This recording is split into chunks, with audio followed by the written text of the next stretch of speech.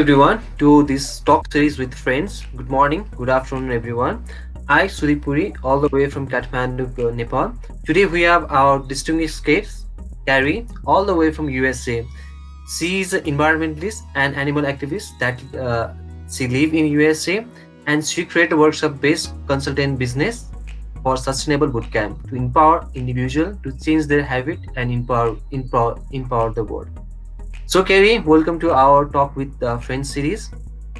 Thank you. Thank you for inviting me. So, Kerry, we are talking about sustainable. How did you start being sustainable, and what inspired you actually about being sustainable? I learned about human overpopulation, recycling, and finite resources when I was young in school. And that's when I vowed to never have human children because of overpopulation. And I remember talking to my grandmother about recycling, and she had no interest in it, didn't want to do it. And I scolded her, and she said, "What do I care? I'll be dead before it's a problem." I was shocked. I lost some respect for her, and I thought, I don't want anyone to ever feel that way about me, that I'm not doing my part, because we're all in this together. You know, we only have one planet. And I think that's really what sparked me and made me realize that it's human self-centeredness, selfishness that's destroying the planet. Yes. And what about anyone can be an influencer about sustainable development? It's just about taking action. Anything we do, especially now with social media, is being seen. Because animal agriculture is one of the number one reasons that our carbon footprint is so huge, and CO2 and methane. When I go grocery shopping, when I did go shopping at the grocery stores pre-COVID, people pay attention to what you're buying, and they see, and they take notice of that. And I always bring my reusable bags. When I go to the farmer's market, I bring extra reusable bags that I hand out to strangers, and they feel my passion about it.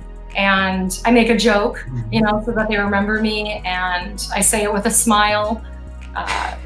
So they know that it's coming from love, because it is. It's my environmentalism and veganism come from a place of love and caring. Mm-hmm. I mean, my motivation is the animals. The animals on this planet are the innocent ones. They're not asking to have their homes burned and taken over so humans can eat cattle or palm oil. Like the orangutans and the Sumatran tigers are going extinct specifically because of palm oil is in 50% of everything in grocery stores. So, anyway, tangents. So it's really hard to be that kind of that kind of level of motivation. So what keeps you motivated? Because it's really hard to be a sustain, and there's lack of resources also. So what motivates you? Well, it's mindset. The only things that are sorry, I'm echoing. The only things that are difficult in life are things that we tell ourselves that they are. What's more difficult is not thriving and surviving with clean air and clean water. We don't have a choice to worry about what we find inconvenient or if we find something difficult. You're in university right now getting a business degree, correct? Yes. So did you do that knowing that it was difficult? Yes. You didn't shy away from it because you saw what the end result was. So if you want to achieve anything, you have to see what you want the end result to be. For me, I want clean streets. I want plastic to go away, especially single-use plastic. I want all the animals and the plant life in the oceans to be able to thrive. But they're dying and they're disappearing because of humans overfishing and for polluting with microplastics the ocean. By 2045, there's going to be more microplastics in the ocean than fish. I think everyone's heard this. Even coral are damaged. Right. The coral is the chemicals and the sunscreen. So things that I do to make it easier is read ingredient labels. If you don't know what something is, don't eat it and don't put it on your skin. Your skin is your biggest organ and absorbs everything. And I actually had an old boyfriend a long time ago. We were grocery shopping and he said, oh, look at the ingredients. And I feel like that might have been one of the first times I did, and I never stopped. So I think it's easy to be sustainable because I save money and I save time because I'm not running to stores to buy stuff that I don't need. So my life is more simplistic. I save money and I have more time. I don't need things. And the more things that you need, the more time you need and the more money you need to maintain those things. The more single-use products you bring into the house, the more garbage you have to dispose of, which ends up in landfills. So it's actually a lot easier. So you begin many protests, and what's your first protest? You know, I was trying to think about that and I can't really remember. It was probably something with the pipelines because we have the Keystone pipeline that goes from Canada all the way to the Gulf of Mexico through North and South Dakota. And they are over water aquifers. So the largest one, well, that was January, I think, of 2013 with Bill McKibben. So those environmental activists definitely inspire me. He created 350.org. So definitely join that. The closest one to you is in Myanmar. And then you can get informed. You can get on the email newsletter to find out what's going on. And we marched, I think we had 40,000 people. And that was the first time I saw him speak. He's a professor at a university in Vermont. And he started it with, I think, 7 college students. And they were all under the age of 21. And then Greta Thunberg is 17 from Sweden. She started a school strike for climate. And she took a sailboat around the world, spoke at the UN. She was Time Life Person of the Year last year. So these people motivate me. The 2 sisters from Bali, they helped get single-use plastic, styrofoam, plastic bags banned in Bali. And they started that when they were 13 and 15 years old. And that's called Bye Bye Plastic. So these people motivate me. My friends motivate me. Once you start doing, you start attracting like-minded people. And if you want to get involved to make it easier, join the different environmental organizations. Around the world would be Greenpeace, 350.org, Rainforest Action Network. You can find all these on Instagram, Facebook, their websites. Join them and get on the email list. Then you get ideas of more things to do and everything becomes easier. So, Karrie, all the time we are talking about bottled water and tap water. What's the difference that? And you are talking about like using tap water, we can save planet also. So, can you give us that little concept about bottled water and tap water? What's wrong with the bottled water? So, documentaries are what influenced me, I would say, the most. And I saw Tapped, Tapped. You can find it for free on YouTube. It used to be on Netflix, and it was screened at one of my favorite theaters in Minneapolis, where I live. And it was all about the bottled water industry and how in the US, the companies are stealing tap water from drought-ridden cities. The citizens asked them to stop taking the water, and they wouldn't do it. And then it showed people living by the oil refineries because plastic water bottles are made, fossil fuel byproducts from oil, and they were dying of cancer.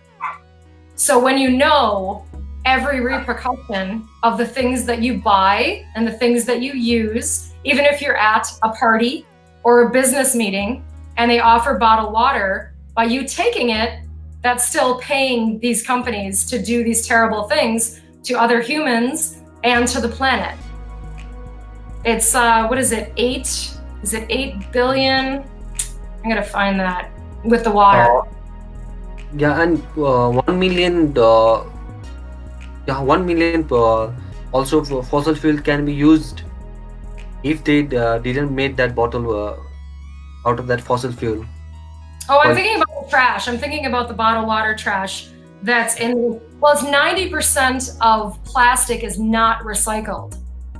So Mhm. anytime someone thinks, well, this is recyclable, well, it doesn't get recycled. And if it does actually go into the correct bin to get recycled, the problem is it sits in giant warehouses in heaps, all divided. But it's cheaper for companies to buy tiny new plastic pellets to build their products than it is to use recycled. So that's another thing, is to make sure your products are actually, if they are plastic, that they're made from, if you can get 100% recycled. so, what are the challenges you personally face while trying to be a minimal? The hardest thing for myself, and that I hear from others, is packaged food. So I gave up chips, and I'm gluten-free and vegan. So chips mean a lot to me. Otherwise I make all my food from scratch. I make my own almond butter. I make my own oat milk, which is actually really easy to do and really fun. I used to have a baking business, so I'm a maker when it comes to things in the kitchen. But the chips, I would say that's my downfall. There is a label on the back of some chip bags that is a figure 8, and it's called TerraCycle. And that, I think, is more a circular economy, where the bags get sent back to the company that is making them, and then they recycle them again. The problem with COVID is that I've been told that these companies aren't picking up the bags and the other plastic bags because they're afraid of the virus on the bags, which, later we were told that it doesn't stay on plastic as long as it does on other surfaces. So it's a really frustrating time right now. How do we create community that support each other and the environment we live in? Well, when I went vegan, as an example, I joined Animal Rights Coalition, and those are some of my closest friends today. So find organizations with like-minded people that are going to grow with you and support you, give you tips. There's a lot of frustration with family and old friends not being in alignment with your values, and you need support with that. Use culture to create community. If your culture, like I believe yours is, very family-based, family-oriented, ask your elders, whether that's your parents, your aunties, your grandparents, how they did things before single-use plastic, before all this waste, before all the chemicals, when they made the things that they needed. Share recipes, then share those with your friends, post on social media. When you do it, your community will come. People will find you. It's definitely happened with me also. I'll just post something on Facebook, not really thinking about it, and people will contact me. People that weren't even clicking like or commenting would say they learned about conflict palm oil because of one of my posts. And Okay. that's something that keeps me motivated, because I seriously have cried when people tell me that I've changed their life, and even a little bit, because that changes the rest of the world. All these positive things we do have positive repercussions. So that's a motivation. The biggest protest that I did was 2014. I think it was September, and I was with 400,000 people in New York City for the first People's Climate March. That was inspiring. That was by far one of the happiest days of my life, because I was with all these like-minded people that I knew actually cared about the environment and would do anything to protect it. So knowing those people exist, that definitely is a motivator. And you are talking about like what we cannot eat, we cannot use that in body. So what's that? You are making your own shampoo, you're making your own this, and Well, we can talk about the 5 R's. Our headline said the 5 steps. Do you want to know about the 5 steps? Sure. Okay. So it's refuse. So refuse is learning to say no. So when you're at a shop and they grab the plastic bag and they're about to put your product in it, you have to say no and not be, a scared introvert or shy, because the greater good is what you're protecting. It's not just about you. So it's learning to say no. And then reduce. So stop impulse buying. What I do is I think, is this product going to be necessary in my life in 5 years? If it's not, and that's at least 5 years, I don't buy it. Can this product be fixed? Can it be repaired? If it's a throwaway product, it's just going to end up in the landfills, because most plastic that they make, like sunglasses and eyeglasses, it's 2 different kinds of plastics combined, and it can't be recycled. So all the plastic that's ever been created is still on the planet. Microplastics, it's not going to go away. So I think about that every time I possibly want to buy something. Let's see, we've got refuse, reduce, reuse. So reusing everything in your house. I turn it into a game. I love it. When I see something, I think, because I like engineering, I think, what else can this be used for? So like old socks and nylons, I use those on my hose with my washing machine as the lint trap. So it catches all the fibers. Because I've never had to buy the metal ones. So I do that. So reusing. I've actually clean up trash on my street all the time. Anytime I go for walks, I take old bags and I pick up trash with them. I wear gloves. So I've collected, anytime I need a trash bag, I've caught them floating down my street or caught in my flowers in the front yard. Not a lie. It's really frustrating, the amount of trash that just blows by. But I produce so little trash that I've owned my house for 20 years and I've never bought a garbage bag. I've never bought a plastic garbage bag. I haven't needed them. So that's another thing that makes my life easier. Okay, what are we at? Recycle. So recycling needs to be kind of the last resort, because of what I said, things aren't getting recycled. So don't use that as an excuse to buy something disposable. And then the last one is rot, regrow. And so that's pertaining to our food products. So rotting, compost correctly, because the methane that is released in landfills from food, the food waste in the US is just the worst. I was raised on Clean Plate Club, so I never throw any food out. And when I would eat at restaurants, I would take my own to-go container with me. And then other people in the restaurant would see that and they'd start thinking about it. And if I forgot my container, I would sit and eat until I was sick because I won't throw the food out and I wouldn't take the to-go container. So some people can think that's extreme, but I started with giving up plastic. I don't ever really remember buying plastic water bottles. And I have a water filtration system in my house. It was expensive, but it was worth it. And that's what I do, because even our city water has chlorine and fluoride in it, which I don't want to consume. So I spent the money, I have that, and that's all the water that I have in my house. We've gone on a couple tangents. I'm trying to see if I've answered all your questions.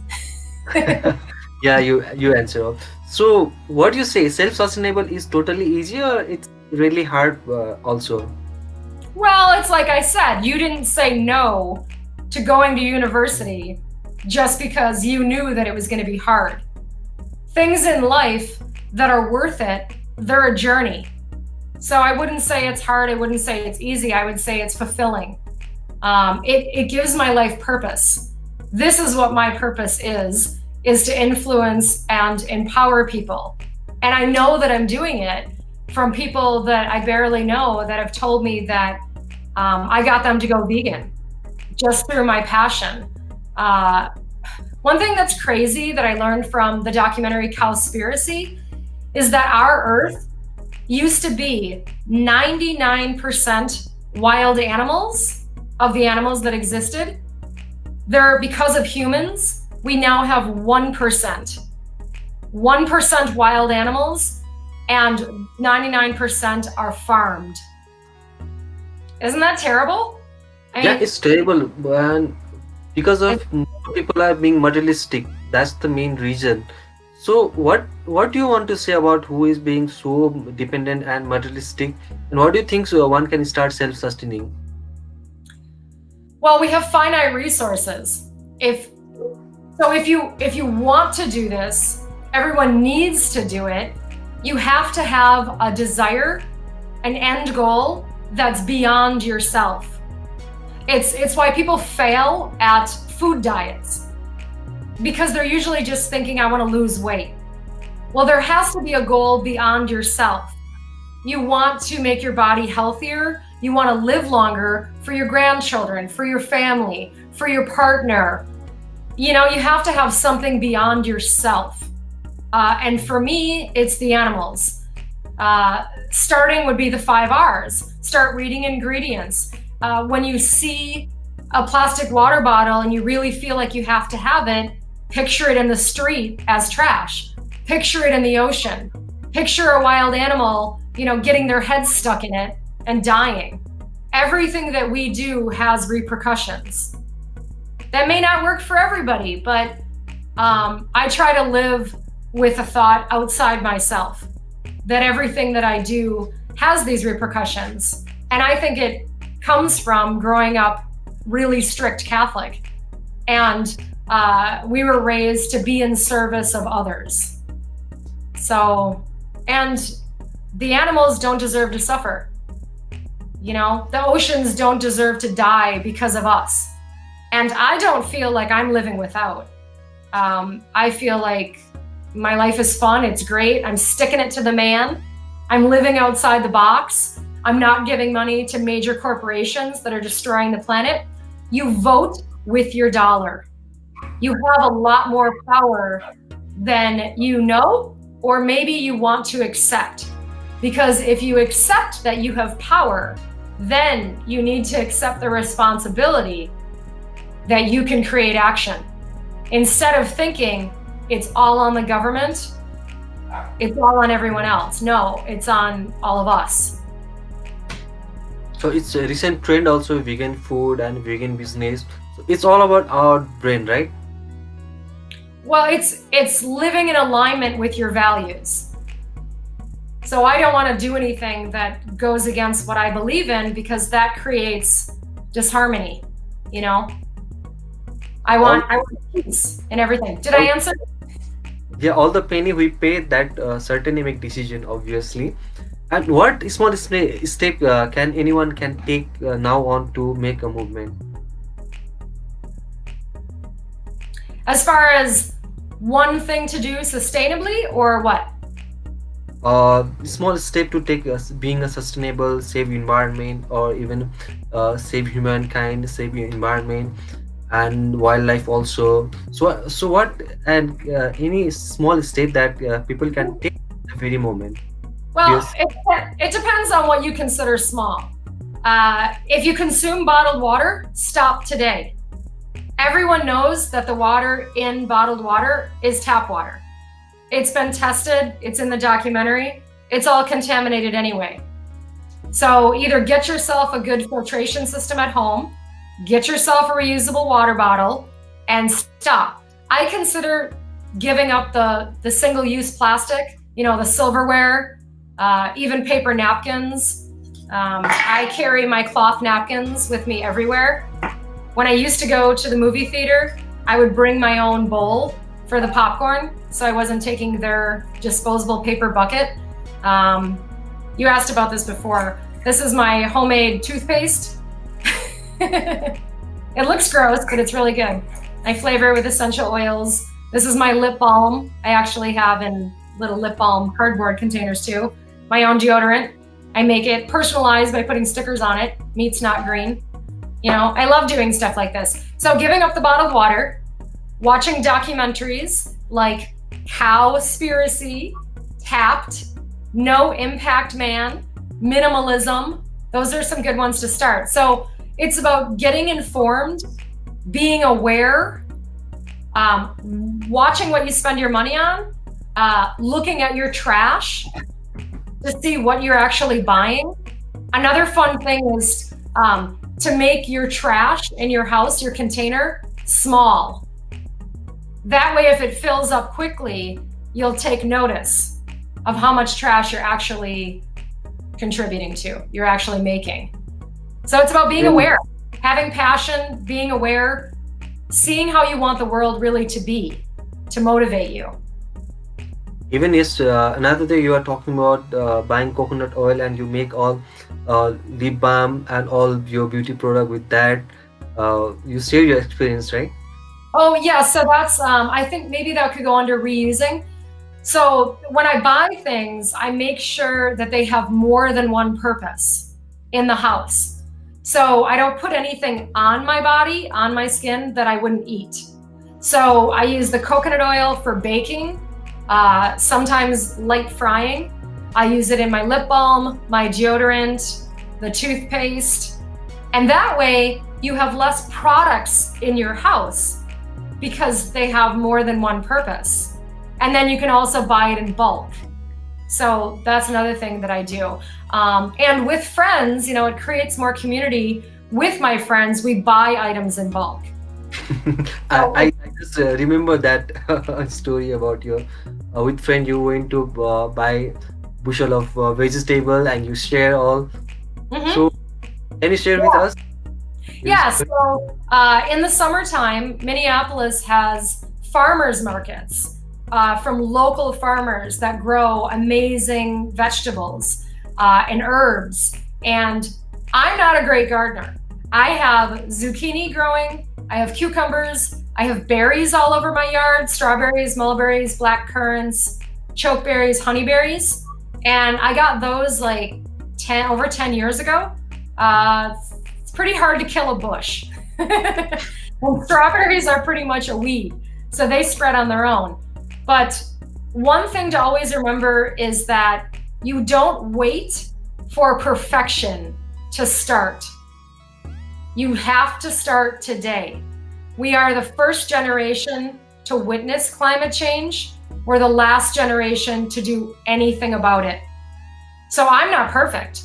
I'm not zero waste, but that doesn't stop me from motivating other people just to start. I'll go back to the farmer's market. So what I don't grow in my yard, well, I built a raised garden bed too, so I've got cabbage and broccoli now. I had to buy the plants though. I've tried too many times to grow by seed and they all die. But I've been having a garden for like 20 years and I didn't give up. I'm not great at it, but I didn't give up. But during the summer, we go to the farmer's market. So that's our activity, even still during COVID, because it's outside, everybody wears a mask. And my friend and I, we bring all of our own bags. And I haven't been handing out bags for others to use because of COVID. People don't want to have, that much contact with people.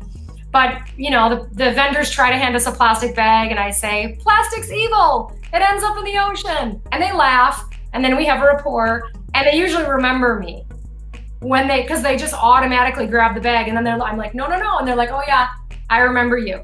So we get giant bushels of potatoes, onions. I don't eat nightshades now, but what else is in there? The peppers sometimes, jalapeno peppers. And then my friend and I split it up in our bags. Other people watch us. We're influencing them just by being there and doing that. And the vendors knowing, and I give the vendors advice. I say, if they have a bag, don't give them a plastic bag. Say, can you put this in your bag? Like, I'm an extrovert. I am not afraid to talk to strangers because I know that what I'm doing and what I'm saying is to help all of us and to help the planet. And there's no time to be shy anymore. There's no time to be afraid of creating positive change. What we need to be afraid of is all of the coastal lines that are disappearing, and there's already mass migration, and the mass migration is causing terrorism and is causing war. You know, Bangladesh is going to be underwater within, I think it's like 10 years.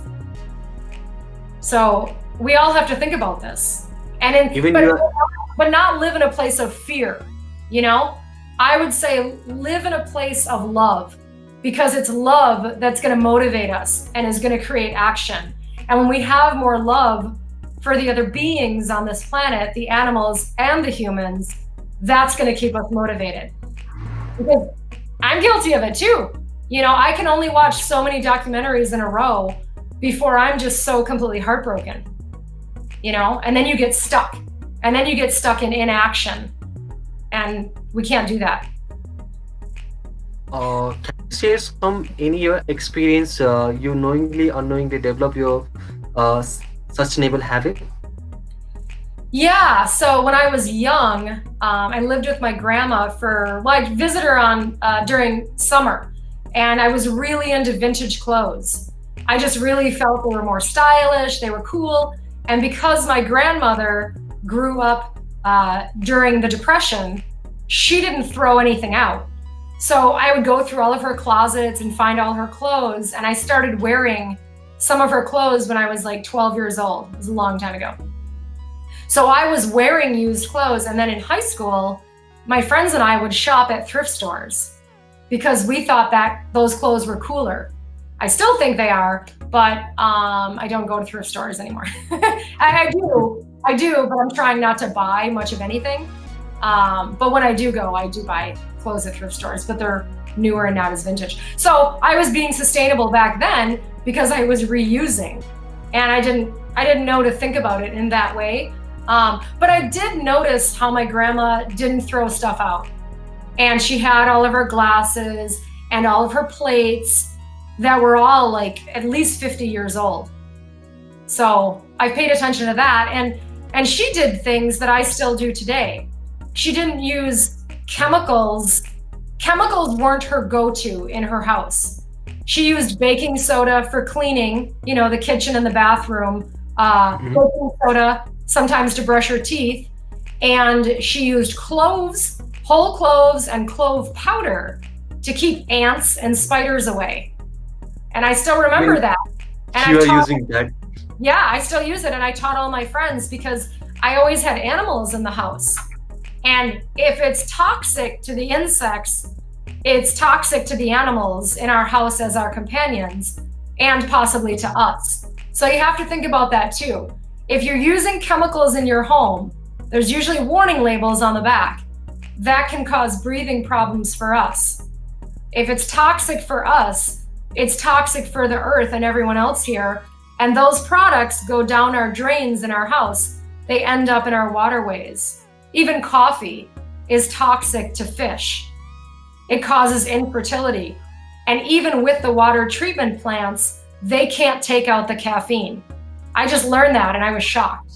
I don't drink coffee. I don't need it. I'm a hummingbird, but.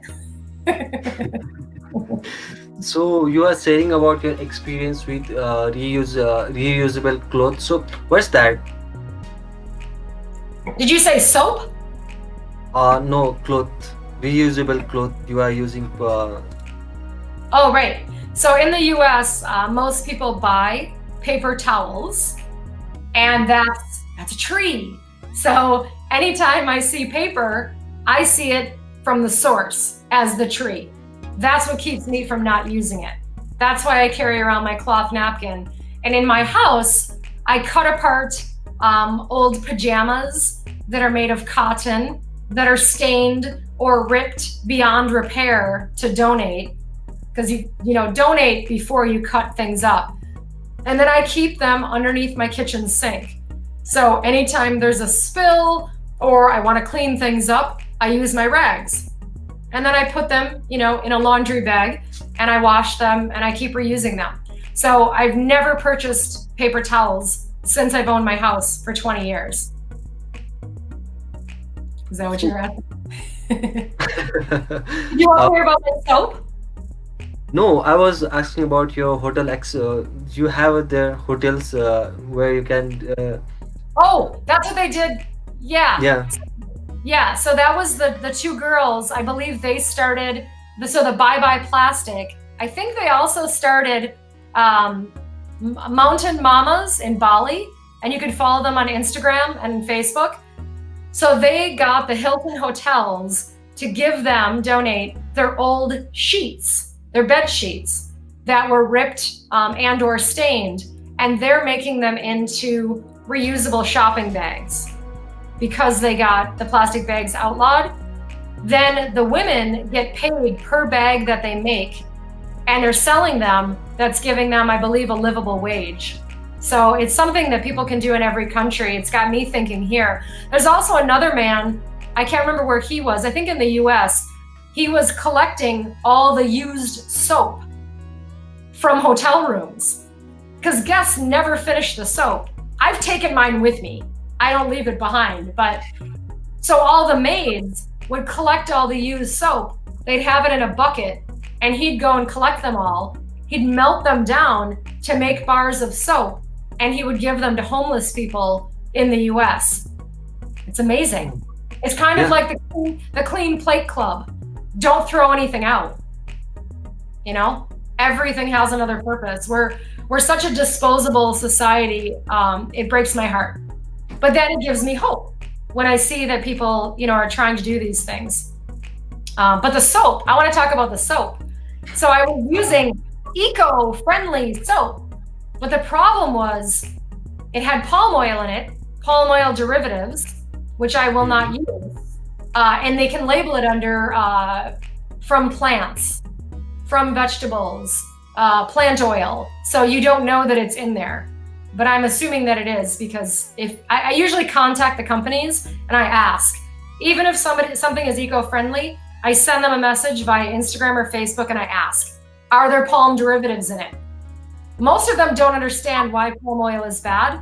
So I'll educate them and I tell them why I won't buy a product with palm derivatives. Thanks for telling me. Even makeup. I researched and I found PHB in the UK, that's all vegan and palm oil free. And they're trying to move to more non-plastic containers also. Anyway, the soap. So I use soap nuts. I should have brought them up to show you a sample. They're actually a fruit. They're a fruit nut. They're actually natural. And they have a saponification that the oil cleans your clothes.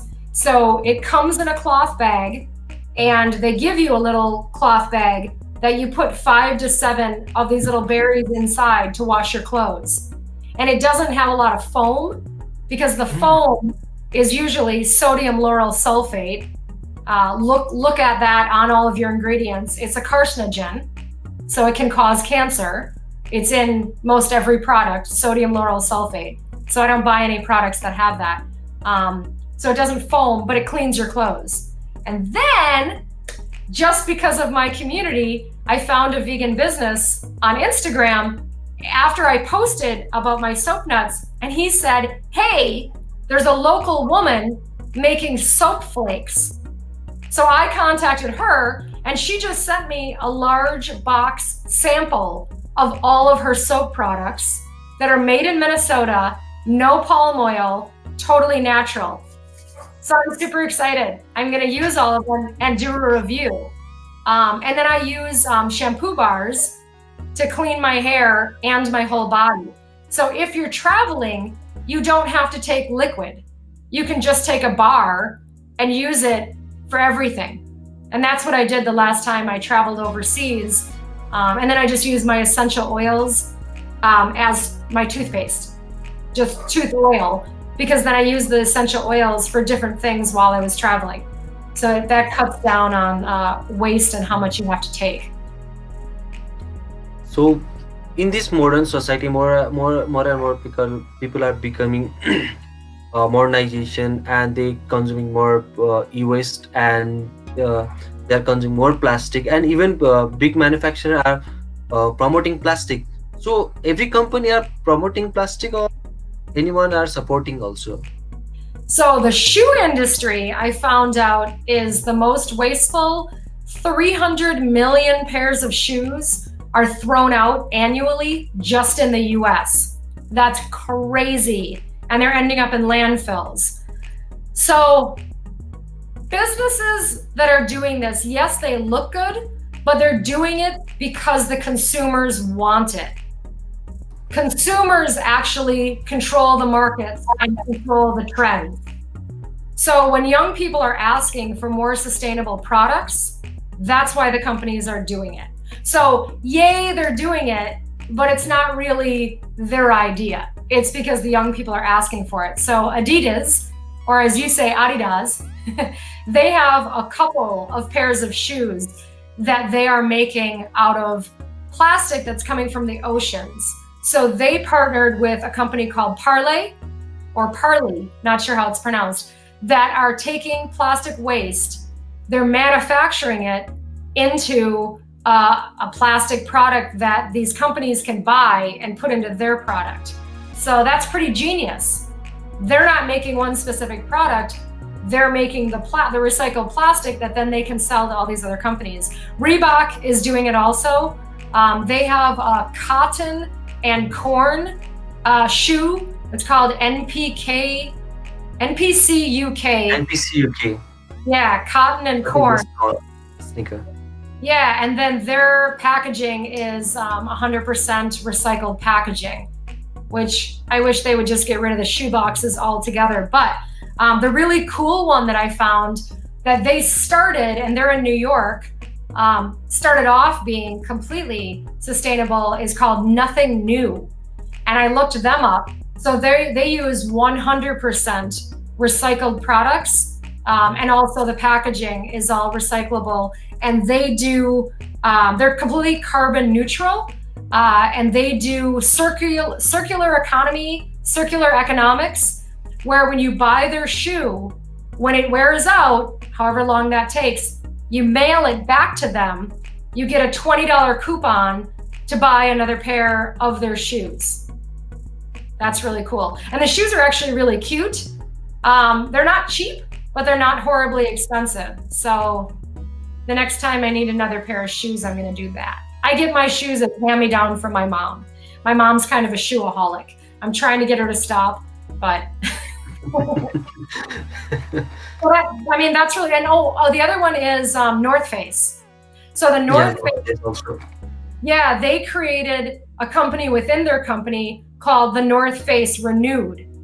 And so items that they get returned to them or that are damaged in the factory or get returned, they fix them and then they sell them for much cheaper. So always check the websites of the businesses you want to buy from and see if they have these returned items, because it's a lot more affordable and they have a warranty on the refurbished products. So that's really cool. So they're starting to do it. Even earthhero.com, we have, right? Selling eco-friendly product, baggage, mattress, kitchen supplies, etc. Right. That's awesome. Yep.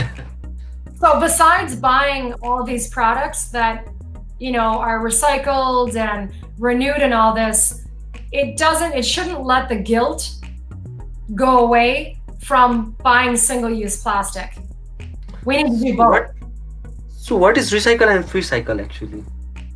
Free cycling is when you give things away. So we have a couple locations in Minneapolis of restaurants that are co-op based, where they'll have an area in the restaurant where people can drop off products. And if you need them, you just take them home. They're jackets, hats, scarves, boots, shoes. It's a lot of winter items because those are really needed for people that are homeless or just, college kids that don't have enough money. That's free cycling, giving things away. There's actually a website called Free Cycle, where people just want to get rid of stuff, or people maybe that have money that don't need money from selling it, and they just give it away. Going back a ways, you were talking about how to create community. We have a website in the US called Nextdoor, and you sign up with your home address, and then it connects you with your neighbors. So you can do posts where I've done it where I'm asking for recommendations for handy people that can repair things in my house. If you're selling stuff, if you're giving stuff away, people have been giving away their extra vegetables that they're growing in their yard. They call them bumper crops. And so then people get this stuff. It creates community. It also helps for crime. People post when there's crime. People post when they need help during COVID and the crime we've been experiencing because of the police killing innocent people. We've had a lot of rioting, and people have really stepped up to support each other. So that's a great way, and it can all be sustainable by eating local food and offering local food. There's also, I think it's an app where people that have fruit trees in their yard, they can post, they'll give you their address, and you can go and pick their apples or their berries for free. Isn't that cool? Yeah, that's really cool. Because usually people plant them and they eat them for like 1 or 2 years, then they get sick of them because their whole yard is covered with apples, and then it brings in all the wildlife and it gets out of control. I just got a ton of free apples from some friends of mine. They posted on Facebook, and I went to get them, and they said they don't even eat them. I was like, what? You've got free apples. They bought the house with the apple tree, and they don't use the apples, but all of their friends are coming over to pick them up. So super cool. It's something that comes out of this time, sharing, caring more about your neighbors, having that community really helps. And tool sharing, people share tools. It's actually a real thing called tool share. So every household doesn't have to buy the same tools. Everybody just shares them. That's a really cool thing that's happening. Yeah, I also heard about that apps tool sharing, and it's really growing. And even one apps is in USA. They are sharing their knowledge and experience to other people to make decks or even fix small furniture. So they are growing more. So that's really cool. Yeah, there's something called the Fix It Clinic, and that's to keep things out of the landfill. And before COVID, they would do it a couple times a year. So you could show up with your toaster or, I don't know, curling iron, blow dryer, whatever small electronics you have, and an engineer would be sitting there, and they would fix it for you, and they would show you how to fix it for free. Super cool. Yeah, and then it helps people think, oh, this doesn't have to end up in the landfill. This is really easy to fix. So it's all about becoming aware, becoming knowledgeable, and it's all steps. You don't have to think about being perfect today. You have to just start. It's like, think about the first person that ever wrote a book. They weren't a novelist, they weren't an author before that first book. But if you don't start, you'll never be. So just start today. Start. So what's your suggestion, whoever is watching us? What is what? What's your suggestion, whoever is watching us, for being a sustainable, start or being empowered to be a sustainable?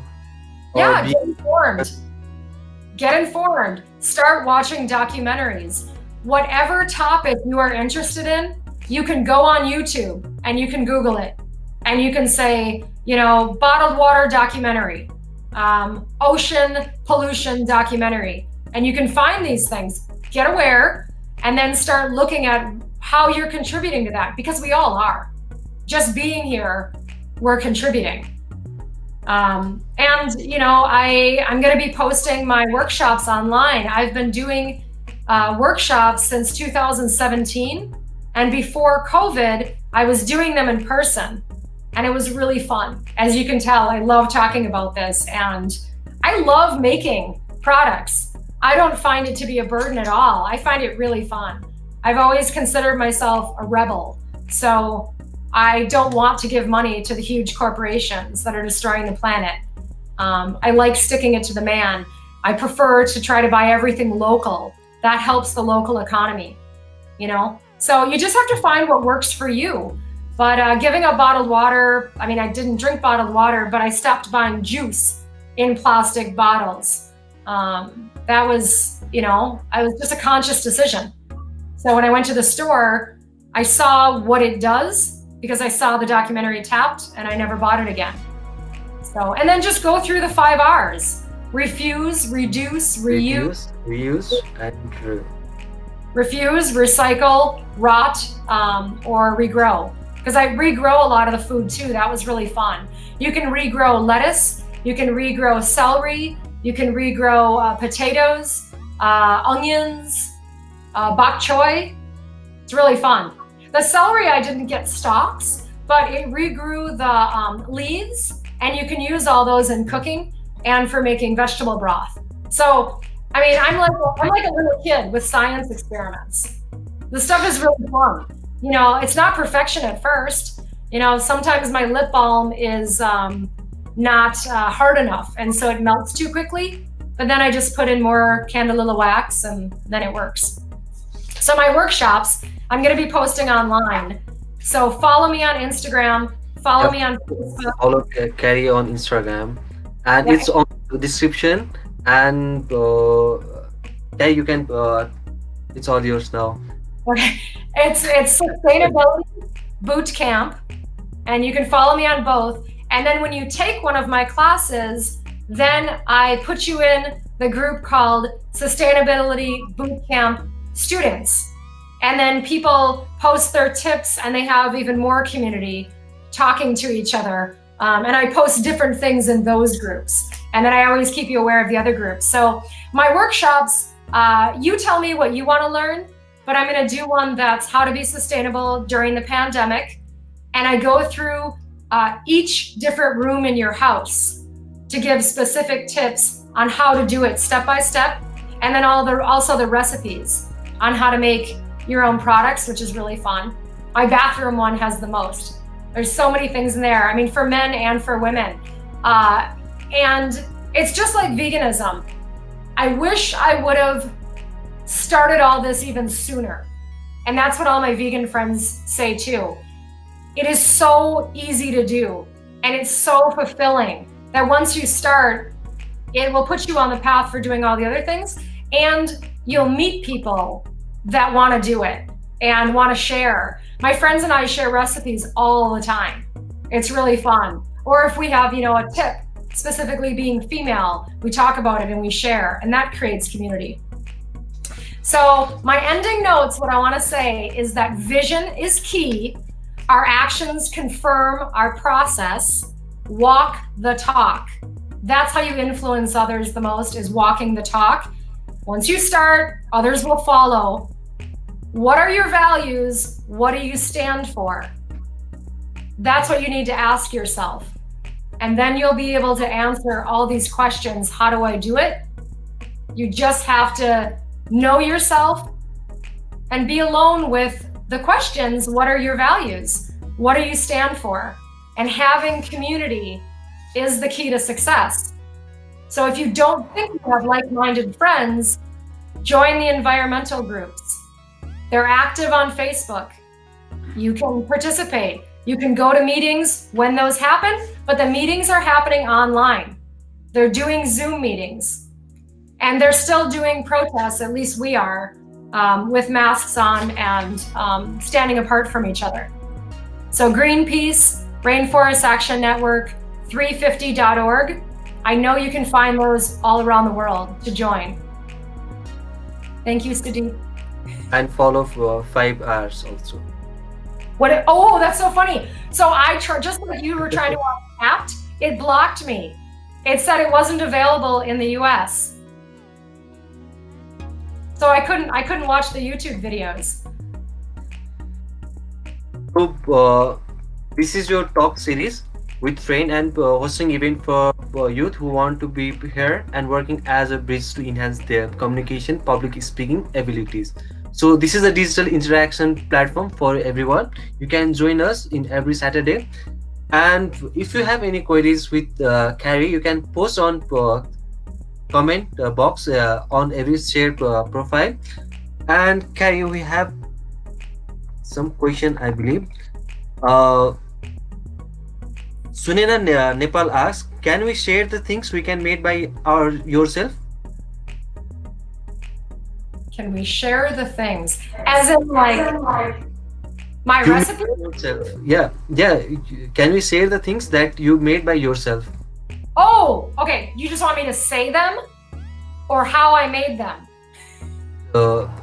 Asked by Sunela Nepal, can we share the things we made by ourselves? Product or even some items they made by themselves. Can we share with other? Yes. When I make my lip balm, I ask my friends what flavor they want, and I'll often give them as gifts. And sometimes I keep them in the refrigerator. They last. I don't know. I probably make my products maybe 3 or 4 times a year, and there are a lot of people that are selling their homemade products, and they're at our farmers markets. People make their own soap. They make their own lip balm. You can use raspberry leaf oil as the SPF for the sunscreen. And so I put that in all of my oils. And I found that from an Ayurvedic practitioner out of Canada. And I bought the raspberry leaf oil online. It was a glass bottle about this big. That's going to last me years and years. And I buy all the products and I make this stuff in bulk. Did that So, answer the question? so what are the things you made by yourself actually? Well, I've said the toothpaste, the lip balm, Yeah, deodorant. You want to see it? That's what it looks like. yeah. Those are the things that I've made so far. I mean, I make all my food from scratch. I make my own pesto. I make my own cookies and cake. I've made my own granola. Anything that I need. Regrowing your own vegetable also. I'm growing my own vegetables. Yep. And when I need more, well, this year I wanted to grow bok choy. Every garden store I went to sold out. Because of COVID, everybody is growing a garden. So there weren't even any seeds. Because bok choy is really easy to grow by seed. Really easy. I did it the first year I had a garden. I grew it in really bad, sandy, clay soil, and it grew. It grew so much. I was so sick of bok choy. I was so sick of it. I couldn't eat it for a while. Now I'm eating it like every day. It fights cancer. It's a great vegetable. That's another thing people can do to start today. Get a pot. If you don't have a yard, you don't have a garden, get a pot. People that garden have lots of used pots. You can get one for free. People will often share their plants. So ask your neighbors if they have an extra and just start growing your own food. You know, if you have a step, if you have a balcony, anybody in an apartment can grow something. Whether it's herbs, you know, in a window, you can grow inside. That's another easy thing you can do today. Did you have any other questions, Sudip? Uh, Kiran and Anjali are technically supporting us for this session. We are, I guess, we are not having more comments and not questions. Maybe they all are clear about the 5 R's and being a self-sustained, and even know about the environment, how to save the environment, and being activists. Hopefully I was clear. Sudip, Yes. after speaking with me, what are you going to do starting today? I stopped buying water bottle firstly, and next things I probably won't use too much plastic, and I'm happy with my phone also. And you what? I'm happy with my phone. I don't want to buy again. Oh, that's right. You asked me about technology. I didn't answer about that. Don't buy the next phone. Skip the generations. Do not buy a new phone until yours is so broken. And you can buy refurbished phones. You can buy refurbished phones. So, and my computer, my laptop, this is the only computer I have, is 10 years old. 10 years old. I replaced the battery myself, and I had a new hard drive put in. So it still works. It's great. I don't need a new computer. So if you just don't give in to peer pressure. Don't constantly think that you need to keep up with everyone else. My friends don't buy new clothes. They're living very zero waste. This is a trend in the US. Living in vans, building tiny houses, being sustainable is very trendy in the US. There are all these reality shows about living in vans, TV shows, living in tiny houses, building the tiny houses, living off the grid. So please don't think that you want to be more like the US or Americans, because it's really trendy. We have a zero waste store called Tear Market that's right down the street from my house, where everything you buy in bulk, and everything, like my toothbrush is a bamboo toothbrush. They sell those there too. So it's actually very trendy to be zero waste. Sadhana asks you, it is not always possible to be a sustainable, and in Nepal, sustainable products are expensive. What do you have to say on this? Make your own, because I don't buy all the sustainable products either. Use what you have. Don't throw it out. You don't need something new. It actually is pretty simple to make everything that you need, or rethink, do I actually need it? That's my answer. And even follow 5 hours also. That's the main thing. Is what, Sudip? I didn't understand that. Follow 5 hours also. Reuse, refuse. Yeah, reduce what you're actually buying. Yep. She was saying that it's more passing the clothes and the items down within the family, but we have things here that are clothing. I don't know how you say it. Like they're clothing shares. There's a vegan restaurant that was doing this a lot. You show up with clothes that you want to give away. People brought jewelry, they brought shoes, and then they made a party out of it. You didn't have to bring anything. It was mainly women. Women tend to have more clothes. And then the restaurant gave us free food because their business is in alignment with their values. They also own yoga studios. They're from Canada. The restaurant is called Seed Cafe. If there's anyone in Minneapolis, they're a great restaurant. Their food is amazing. And I just like how their whole business practice is in alignment with us. And so all these people show up and you get to take stuff home, you get to leave your stuff there. Anything that was left, they donated to a charity. And so it was just sharing. It was all free and it was sharing. So getting in that mindset, that creates community.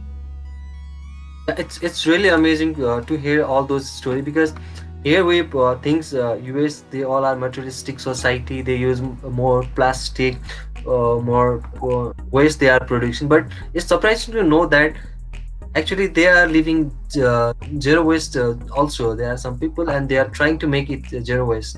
So it's really wonderful to see all these practice. It's more in the cities because the cities have more people. And if there is trash, we see it. So we're more aware. And it's there's more open-minded people, in the cities than there are in the suburbs. The suburbs tend to have really big houses, and they have the pressure, to have all green yards. The pressure in the city is to have wild yards, to not grow grass. So I have clover seed I put down. Don't use any chemicals on your yard. That's very popular in the city. No chemicals. So I grow clover, and that feeds all the rabbits in my yard. So I have rabbits living in my raspberries, and it's their home too, And then people there's grants in the city to have rain gardens. Do you know what a rain garden is? It's protected by rain forest and all, right? Like that?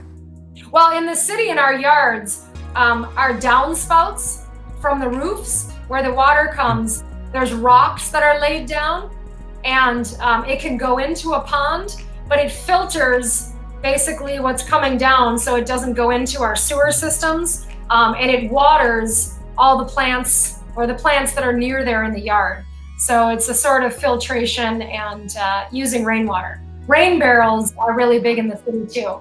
That's collecting all the rainwater with a spout that you water your yard with. So, or I could go on and on and on and on. So if you have any question with Karrie, you can comment on your Facebook pages. Our partner here and Anjali will be helping us for technical session. So, and if I type in the chat, can everyone see it? No. Oh, I can't. Okay. I was just going to try to spell out Sustainability Bootcamp. That's how you find me on Instagram and on Facebook. And Sudip can post that on your talk series page also, so people can find me. So I really hope that I've influenced a lot of people and that I've empowered you, that everybody makes a difference. And you know this by just smiling at someone or sending someone a message. It brightens their day. Saying thank you has repercussions. So giving someone tips on what they can do, sharing a recipe, sharing knowledge from your elders to friends, that has the trickle effect that'll change the world. So we all just need to keep doing that. Even yesterday you were talking about sharing your grandma recipe also will help her and make her happy and help community also know about the indigenous food recipe also, right? Totally.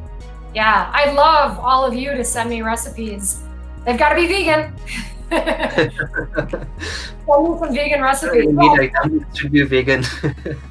It's easy to get rid of the dairy. I mean, in the US, every animal product has a vegan version. So give up the bottled water, give up animal products. It's healthier for you, healthier for the planet, obviously healthier for the animals.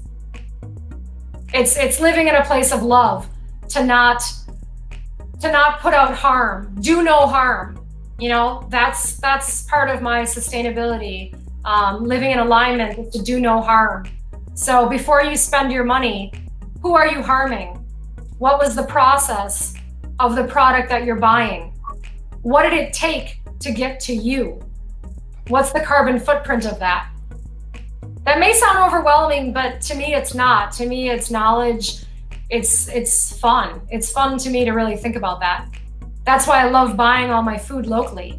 When I go to the farmers, I meet the farmers, I thank them, we tell stories, I tell them how terrible of a gardener farmer I am and they laugh, you know. I ask them how they do it, you know, sharing knowledge.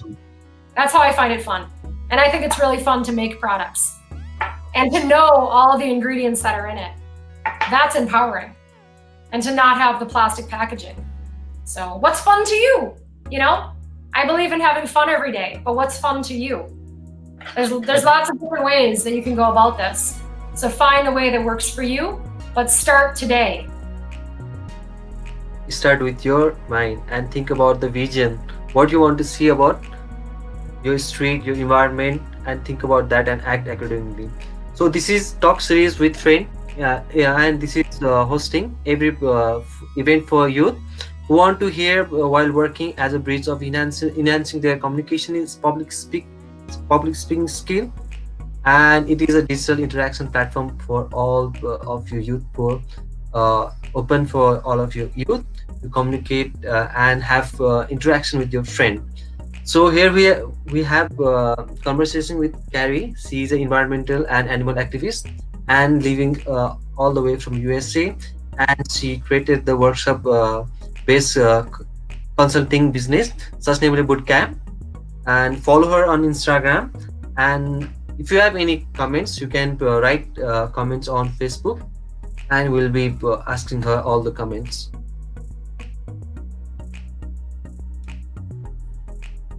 So Karrie, you are telling us about your story where you are going to some tour and you are picking all the trashes and you refuse to go on board. So what's that story? Can you share with us? Sure. So 2 years ago, I went to Thailand and Vietnam, and my friend and I had to get out of the city. We were in Hanoi because the air pollution was so terrible from all the scooters, all the people. There's so many people. And I have asthma and I couldn't breathe. So at 10 o'clock at night, we went into a tourist office and I booked us on a boat tour.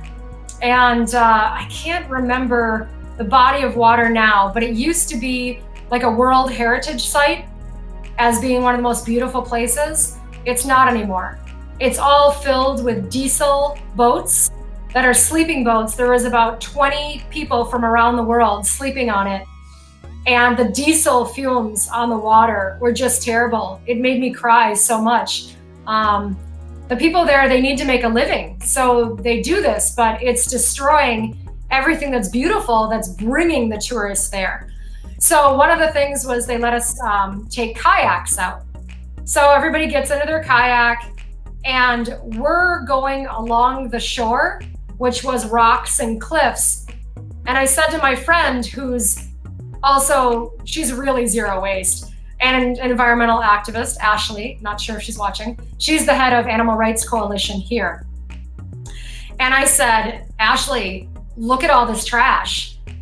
I can't just paddle around and enjoy this time. I said, we got to do something about this.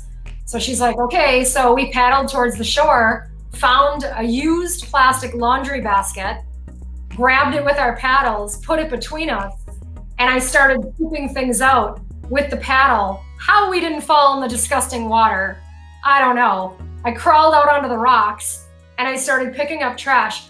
We picked up so much stuff, we filled the entire laundry basket with all the trash. So all the other tourists from the boat are watching us like, what are those two crazy Americans doing?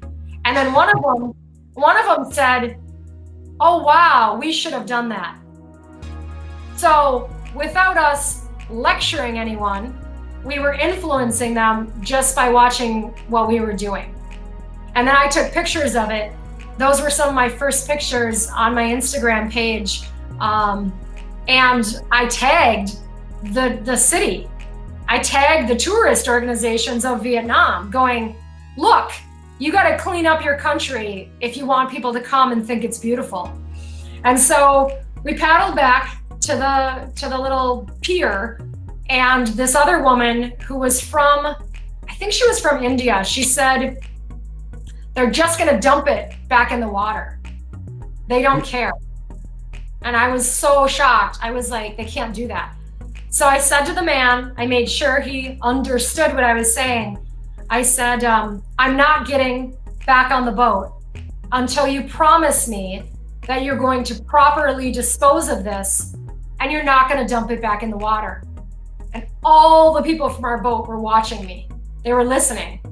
I didn't care. I didn't care how I looked. This was very important to me.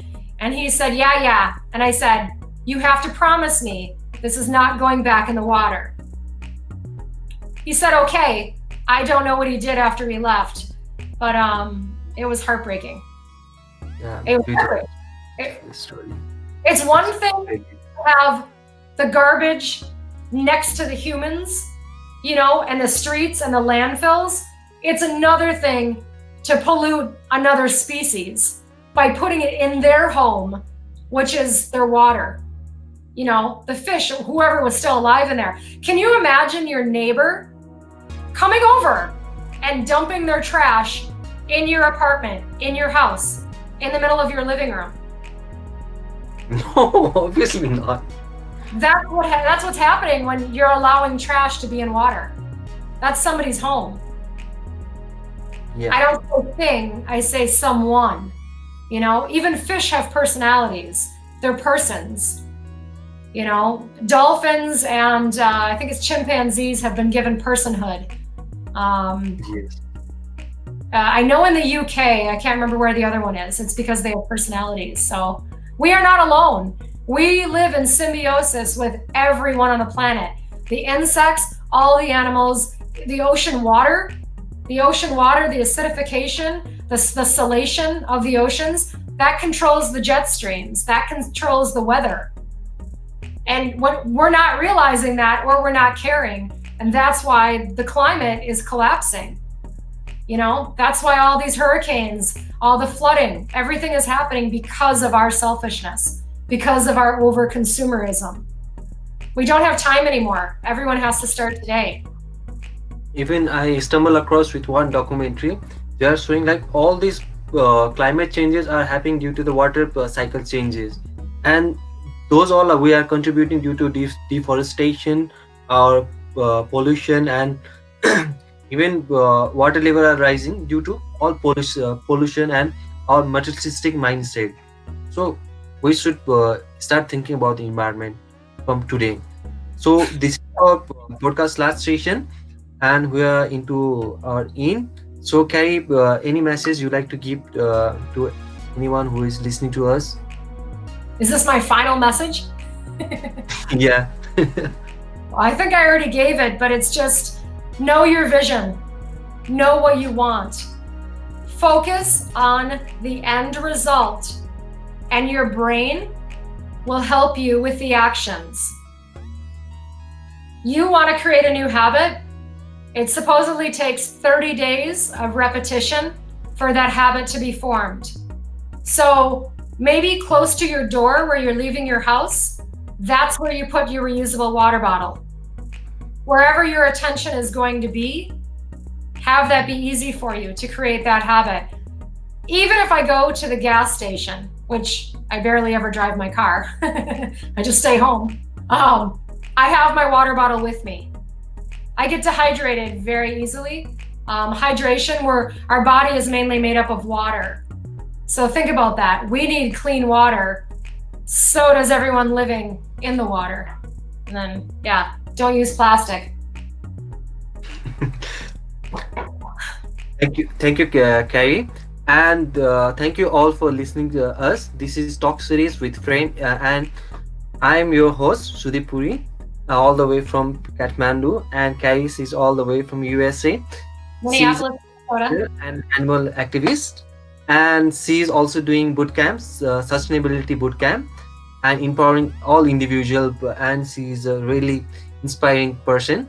And if you want to host any program or be a part of this talk series, you can have a contact with our page or Anjali or Kiran for the hosting. Thank you for everyone listening us. Thank you, Karen. Thank you so much, Sudip, for introducing me to your talk series and inviting me and giving me a platform for my passion. I really hope I've inspired people. That's what I want to do, and empower them. Thank you, Katie, for joining us, and it's really amazing to talk with you also. Have a great evening. Sleep well. Okay, good night for you. Have a great day, and whoever is listening here in Nepal, good night, everyone, and all the way from USA. Have a good day, and thank you for Anjali and Kiran for supporting us. Thank you, everyone. Thank you.